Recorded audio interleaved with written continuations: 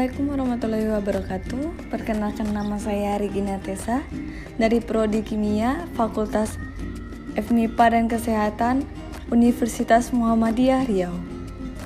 Assalamualaikum warahmatullahi wabarakatuh.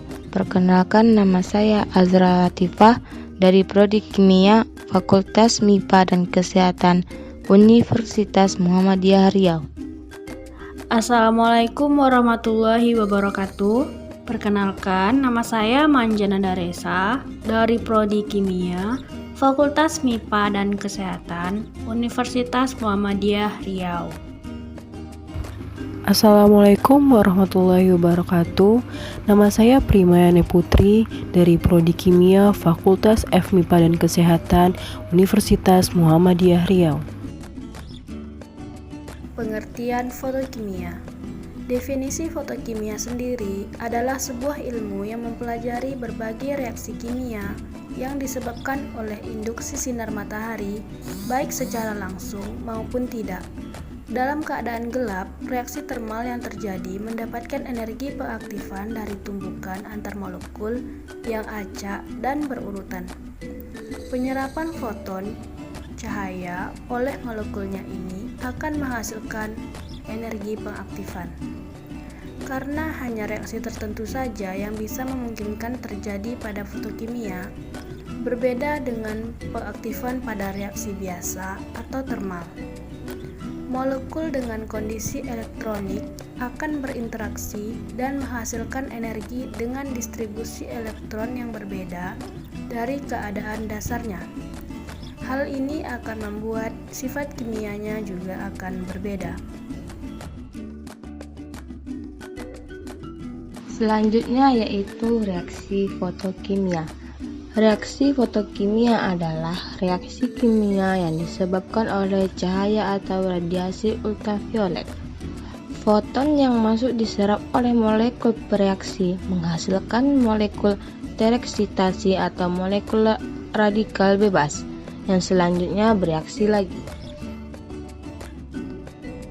Hukum fotokimia. Hukum Grotius 1817 dan Draper 1843.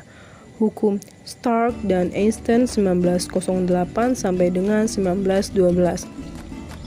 Fotoksitasi adalah langkah pertama dalam proses fotokimia, di mana reaktan dinaikkan ke keadaan energi yang lebih tinggi, keadaan tereksitasi. Hukum pertama fotokimia yang dikenal sebagai hukum Grotius-Draper menyatakan agar reaksi fotokimia berlangsung, maka cahaya harus diserap oleh zat kimia. Menurut hukum kedua fotokimia yang dikenal sebagai hukum Stark-Einstein untuk fisikawan Johannes Stark dan Albert Einstein, untuk setiap foton cahaya yang diserap oleh sistem kimia tidak lebih dari suatu molekul. Manfaat fotokimia. Pembentukan ozon. Stratosfer adalah daerah atmosfer bumi pada ketinggian antara 10 sampai dengan 150 km. Pada daerah ini, radiasi yang menyinari bumi dari matahari mengandung UV hampa yang berenergi tinggi dengan panjang gelombang kurang dari 200 nanometer. Pada atmosfer bagian atas dari lapisan stratosfer terjadi reaksi pembentukan ozon. Reaksinya yaitu O2 ditambah HF menghasilkan 2-O-. O- ditambah O2 menghasilkan O3. Keberadaan Cl dapat mengganggu reaksi di atas, sehingga muncul istilah kerusakan lapisan ozon. Reaksinya yaitu Cl-O3 menghasilkan ClO. ClO- ditambah O- menghasilkan Cl ditambah O2. O3 ditambah O- menghasilkan 2O2. Manfaat fotokimia yang kedua yaitu fotosintesis. Proses fotokimia dalam fotosintesis merupakan proses atau reaksi terang dalam fotosintesis. Proses fotosintesis memiliki dua reaksi. Yang pertama yaitu reaksi terang atau fotokimia, yang kedua reaksi gelap atau termokimia. Pada reaksi terang melibatkan fotosistem 1 dan fotosistem 2 untuk menangkap cahaya. Pada reaksi terang terjadi siklus siklik yang menghasilkan ATP dan non-siklik yang menghasilkan ATP, NADPH, dan oksigen. Terjadi di tilakoid atau grana, sedangkan reaksi gelap berguna mengubah karbon dioksida menjadi glukosa, membutuhkan ATP dan NADPH yang berasal dari reaksi terang. Contoh fotokimia yang pertama yaitu fotosintesis.